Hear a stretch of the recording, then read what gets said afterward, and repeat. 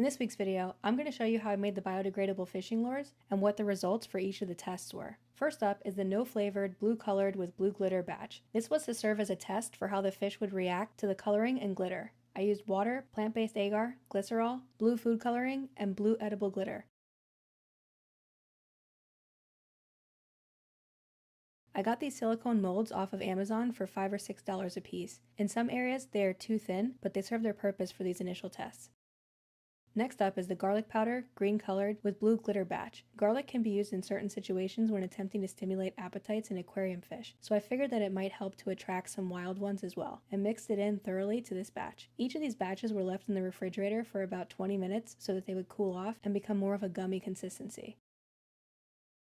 The last batch for this test is the frozen mysis shrimp, Kent Marine Zoo Vitamins, June bug blue color, and blue edible glitter batch. I'm currently raising two very small baby sharks that I rescued several months ago. They absolutely love the mysis shrimp. Since mysis are a freshwater species, I soak them in the Zoo Vitamins so that they get all of the essential nutrients that they need. The two of them are developing very nicely using this regimen with some other types of seafood that I've introduced once their mouths got big enough to eat larger foods. So I figured that if a fish does manage to break off one of these lures, they will get a good nutritious snack to help them recover once they are released after a fight on the fishing line.